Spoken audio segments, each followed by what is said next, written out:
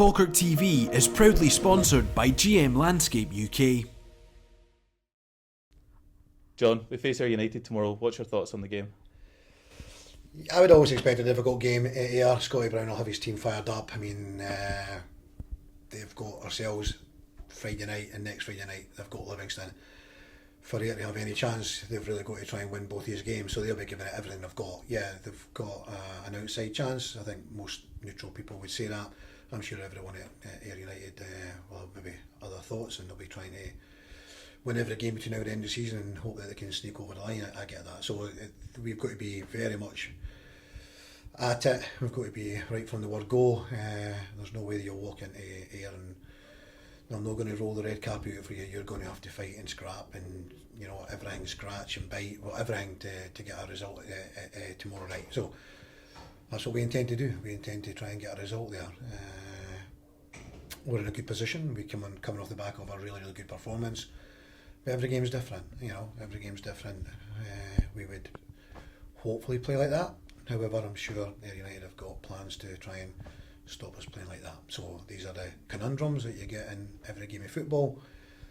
We know if we can go and play to the best of our ability, we'll give ourselves a right chance of winning the football match. But we'll need to defend well because, you know, they've got good strikers. Premiership, you know, Main's played a hell of a lot of games in the Premiership. He's a Premiership striker, and you know, he's a big lad. George Oakley's had a really, really good season. Henderson in behind him. McGlynn with a threat from set plays. So yeah, we've coming up for the fourth time we've played them. Also in the League Cup section as well. So played them plenty of times. They know us. We know them. We know what we need to do.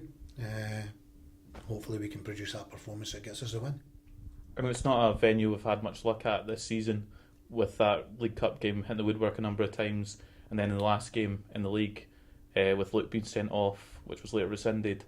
I take it as a case of going down there and just trying to put on a performance. Yeah, well, you're right with these games. We played really well in the League Cup game. You know, to come away there with a defeat was a bit harsh on us on the night because we played exceptionally well. Definitely deserved to take something from the game. However, we managed to get through in the group stages anyway. And you're right, we're a bit unfortunate. We're in front. Big Luke gets sent off, as we all know, and got rescinded. But we get ourselves 2-1 in front. But unfortunately, we didn't defend set plays on that day. So we're a bit unlucky. Obviously, if Luke stays on and we've got 11 players in the park, it's a different outcome altogether. You know, we were leading in the game, and we would have fancied our chances. So we need a little bit of a break. You know, a little bit of a break there. I don't think we've had a break. It's up to us to change that narrative there. It's up to us to do that. That's what we've been planning to do since last week against Morton. And there's obviously been a lot of talk about league titles, etc. But for us, the focus is just on the next match and going out and doing our best.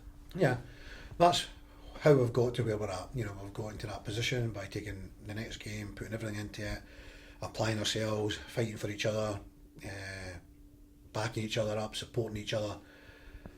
And the spirit in the camp is amazing. You know, the boys they're such a tight group, and they're fighting for each other.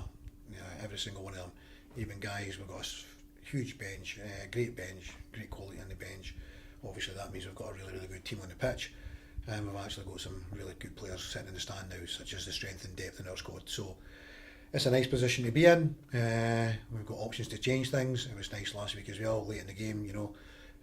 Barney comes on and gets a goal, Ross McKeever sets him up from that goal, and everyone's playing their part, and I couldn't ask for any more from the players. They've given it everything, and all we need to do is try and do it this next game and see where that takes us. And over 2,000 tickets sold already for the match for Falkirk fans, expected to go up before the game. That'll be massive as well. Yeah, incredible, absolutely incredible. They'll create a great atmosphere. Hopefully we can put a performance on that you're going to be proud of. No doubt, as a lot of our games are, it'll be a nail biter, it'll be ebbing and flowing, you know, it'll be the roller coaster on the 90 minutes or 90 odd minutes, but hopefully we can come out on top. And you mentioned the squad, are there any injury updates at all? Other than Dara Connor, everyone is fit. We've got a huge squad to choose from, delighted with that. Big thank you to the fans that are travelling down there in big numbers. As I say, hopefully we can come back up the road, everybody happy. And just finally, some more good news this week with Gary Oliver and Alfredo Aguiman signing new deals. Can you just give us your thoughts on that? Yeah, delighted. Both the boys want to stay here. Obviously, Gary triggered a clause in his contract, played so many games, and that's great. Delighted for Gary that he's managed to do that, and Alfie also. So we've got virtually the whole squad now of our existing players signed up going forward.